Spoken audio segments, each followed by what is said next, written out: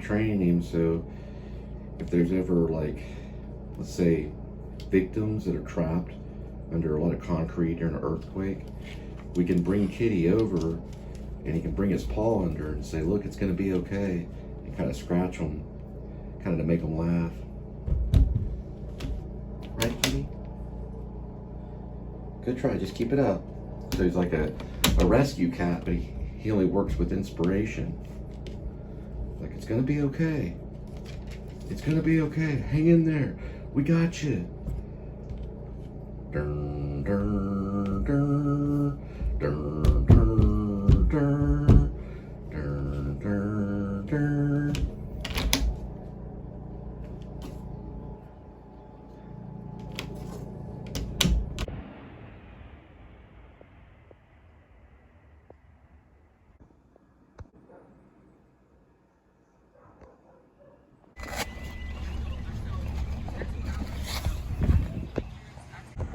536.6 2.5.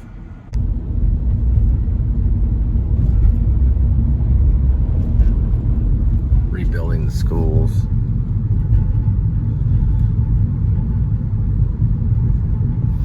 So the situation with the U.S. Marshals downstairs was they busted in, they apprehended the person they were looking for, and because of coincidence and the way there's a well being worked on or something, I show it in one of the things. They're cutting into a parking lot at our place, and because of all that, parking is all scattered right now. So the fear of what happened was Linda knocked on their door the other day, a few days ago, and what I was told was the door was opened and a guy pushed her to the ground, okay? And there was leaves on her back, and I filmed that in front of the officer. I believe his badge was 454 of White Settlement Police Department. And the day that it happened, CCPD, or something like that, Criminal Prevention PD, had been over there. And that night is when the door was opened downstairs after Linda knocked, and then she was shoved down by the downstairs neighbor. Now, I didn't see it, but Linda told me about it. She told me a lot of other stuff too about what's going on. Now, every single police department is aware of police corruption, and when they start meddling in drugs, either prostitution, gang activity, then they no longer become a police department. Depending on how high up it is, they become what's known as a gang. So I have attempted to reach the FBI, and I've called them before about other stuff. And whether they have owners of this place that I've lived at two different times involved for the sake of money, as in payoffs and things like that, it would have to be investigated by the FBI. And then there's a chain of command in organized crime, right? Something I'm kind of writing about in A Cat Named Crook, which is something I may work on next year. Probably what all this is coming from, then it's interpreted and turned into like a narrative. Now, I don't know about Scorsese doing Taxi Driver and how much of that bled off. I know that Paul Schrader was involved in some of that because he investigated some things about the industry in New York that's very shady, that uses a silver screen in a very wrong way, or a very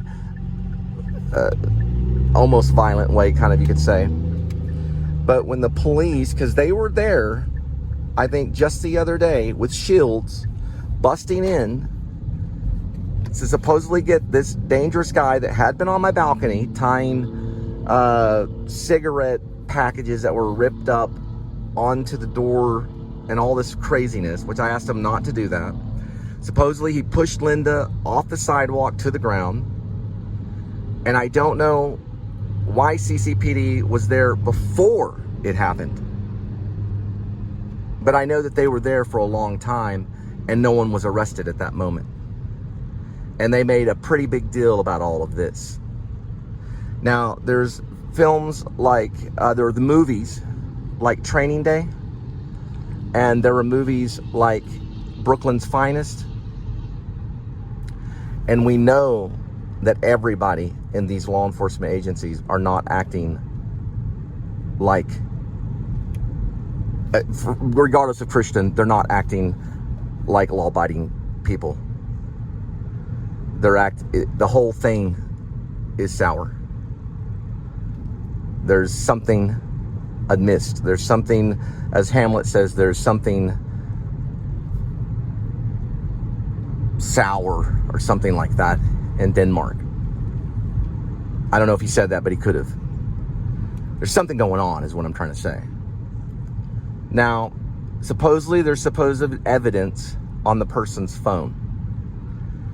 There is drugs over there, because I smelled them when they first moved in and during the bust. You could smell it during the bust. In the state of Texas, there are certain things that are outlawed for certain reasons, which have to do with moral standards and the way people think and behave. Because these things... Now, let me tell you from my own experience about law enforcement. I know for sure they deal in the legal stuff, because my sister was a nurse and she was married to a cop. I know for sure they deal in the legal stuff, and they get scripts and stuff, okay? Meaning they get it approved by doctors and stuff, but that's still dealing in pharmakia, which is a form of witchcraft, I believe. Because you can give someone a Xanax, you can give someone Zoloft and stuff, and it's not necessarily something that is going to be something approved, at least by God. The serotonin uptake society that we live in doesn't always help. And then they try to say, oh, well, I'll just say it, marijuana is the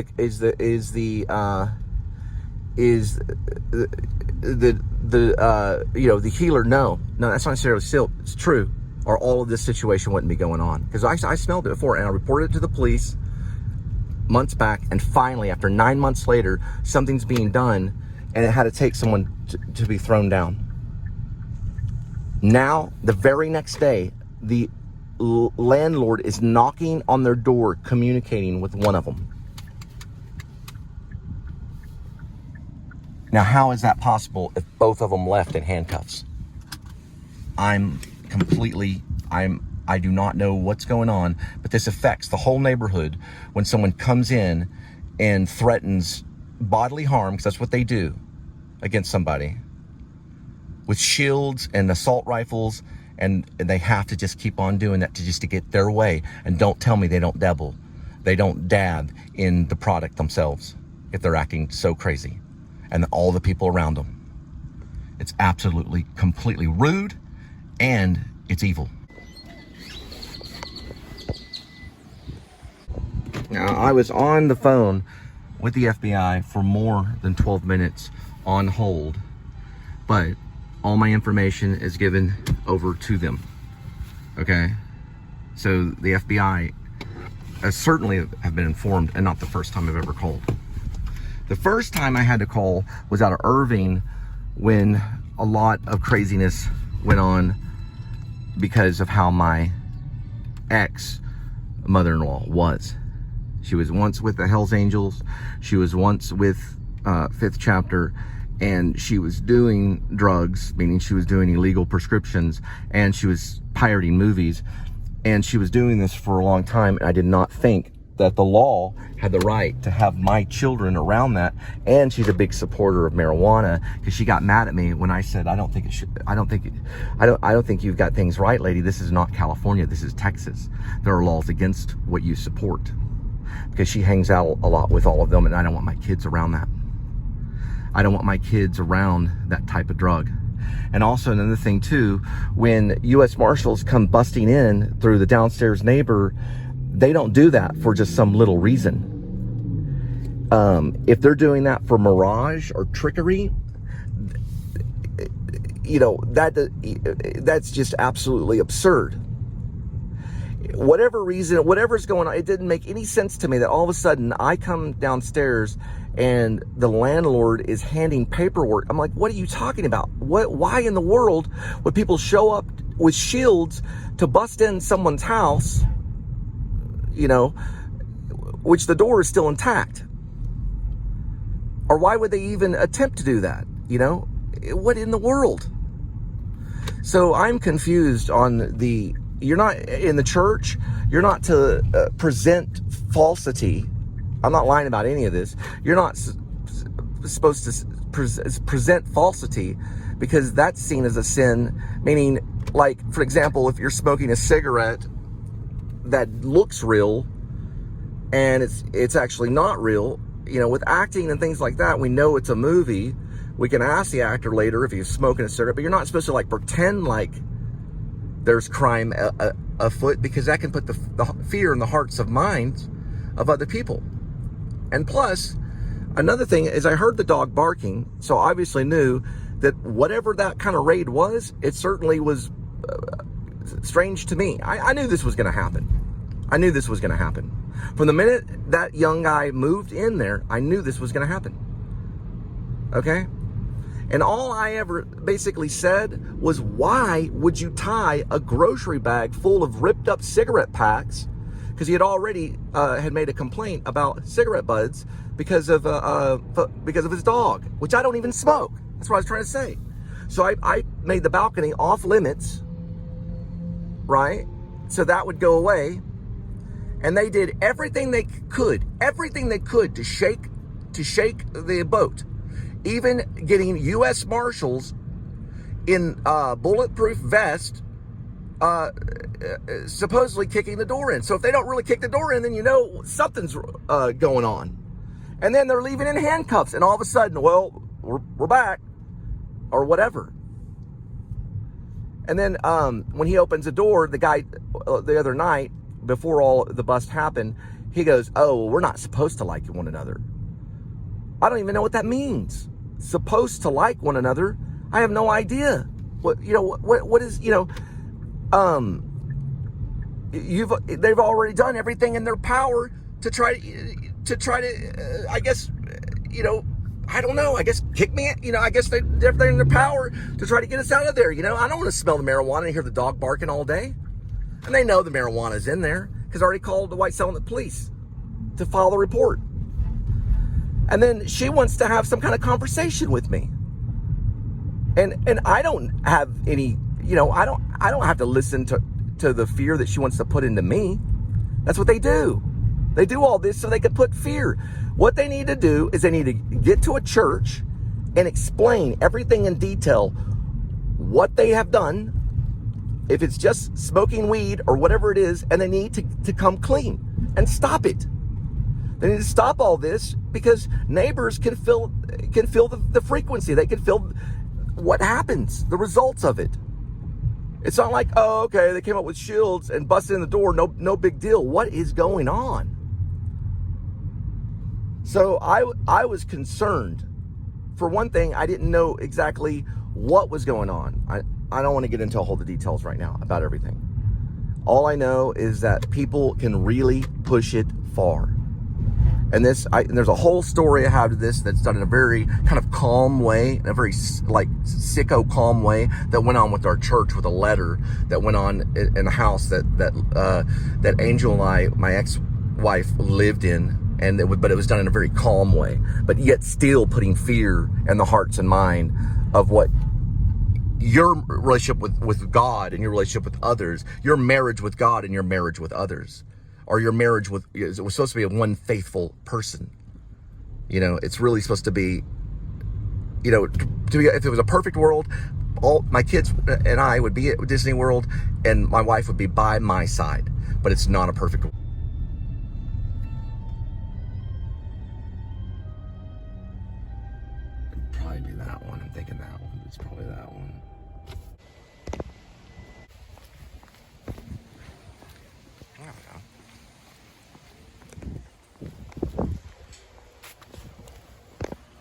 Okay, so in my song, the man is the man.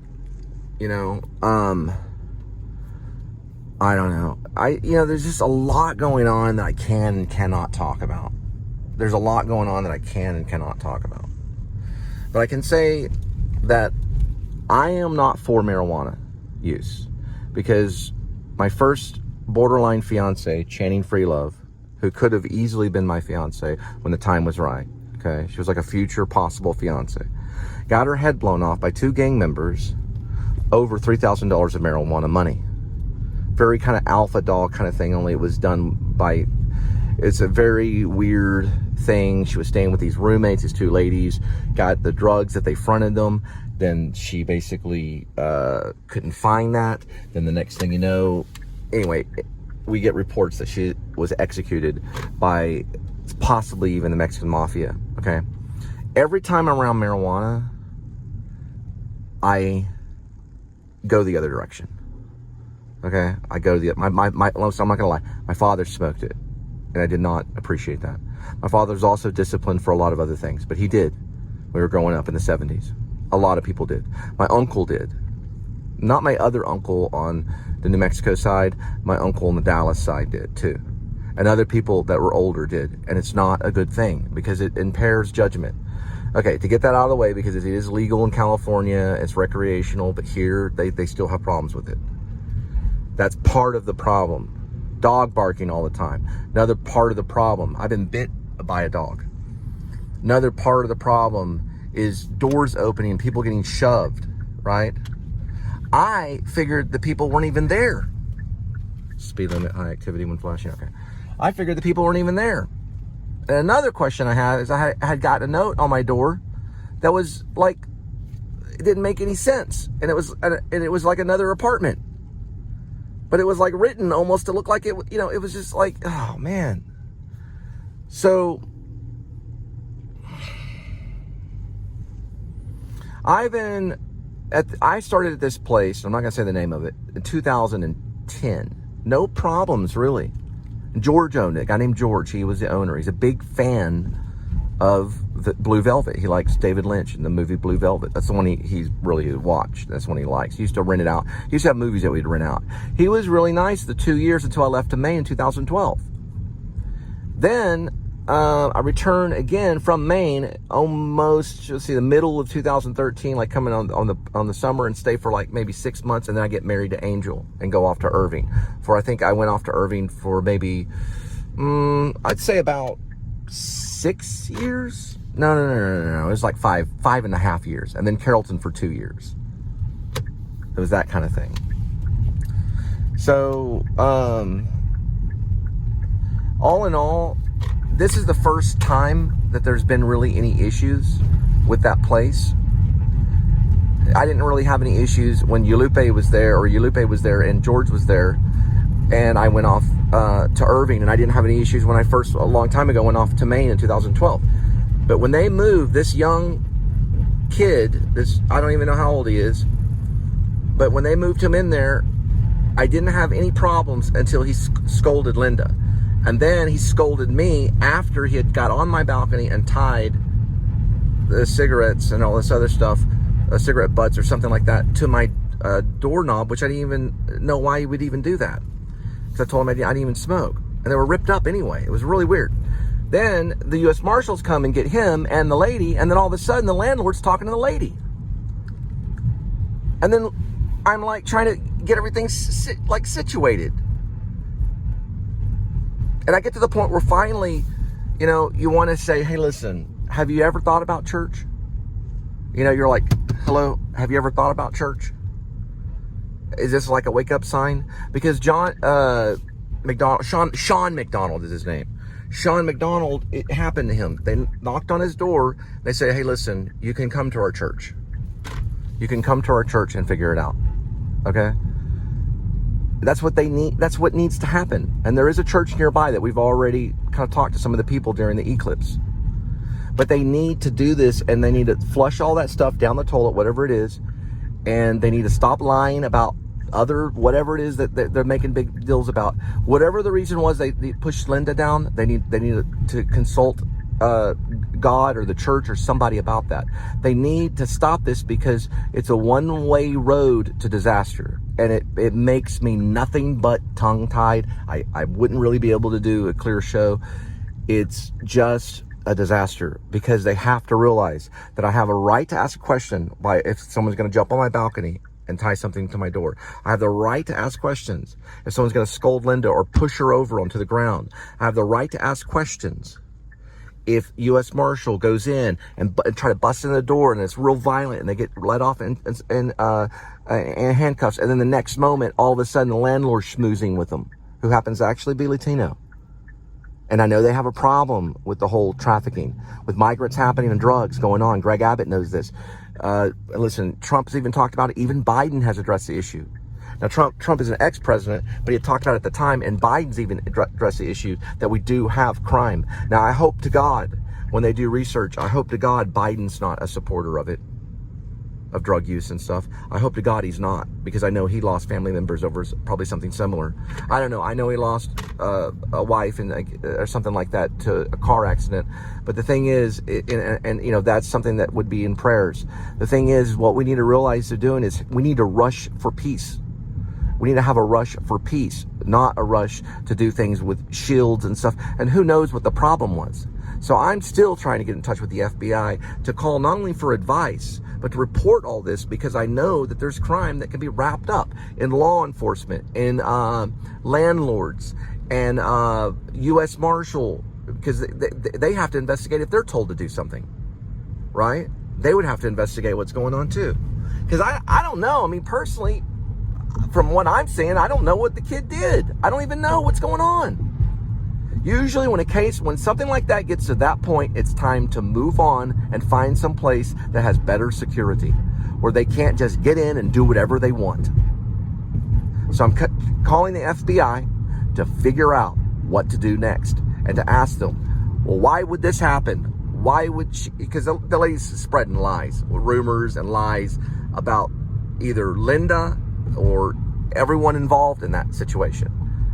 And she wants to throw down the criminal trespass, and I'm ready to, but that means I would have to get information. At least the law enforcement gets information for the criminal trespass and says, if you do this again, then it's a criminal trespass kind of thing, you know? So, you know, I think they had already talked about the balcony and everything, you know? But listen, they can be very deceiving when all this is going on. There can be lots of deceiving and trickery going on, nearly almost kind of like witchcraft. It's like deceiving as crap if I could explain what happened. It was a very deceiving thing and put me in a very bad situation, you know? But really, the person down the way, they had something on my door that belonged on their door, which supposedly was either an issue with the office, because I had got in touch with the landlord and said, hey, what is this on my door for? And then I had rattled off a door number, and it turned out that was not supposed to be there. But then there was something being put on her door when I was walking by. Just as I was walking by, you could hear her talking and saying, I need you to read this for me, or I need you to read this. And it was like an envelope given to her. This was done by the landlord when I was walking by, and the U.S. Marshals had already been over there. What in the world? That's what I'm trying to figure out. It's like, oh, so what? U.S. Marshals were... Well, why in the world should be handing her something? And it looked like a pretty thick note. So I have to figure out what's going on, because if a loved one of mine, who is none of their business, was shoved over to the ground. And that, in the long run, is a form of assault. And then when I approached the whole situation, they admit that they did it. Then she goes running off going, and then gets the landlord involved to do as much harm as they can on their way down. They will do everything they can on their way down to bring everyone with them. And they know this stuff. They know this stuff. The landlord knows it. You know it. Everybody knows it. You don't just, that's what it says in the Bible in Psalms. You just don't go around them. You can try. This is like undercover evangelism, but you can try. I was just reading the Torch of Ministry, Christ's Torch of Ministry, and they're talking about darkness, that there's an assault that happens with darkness. And that's the stuff that's going on. And I have the right to question it.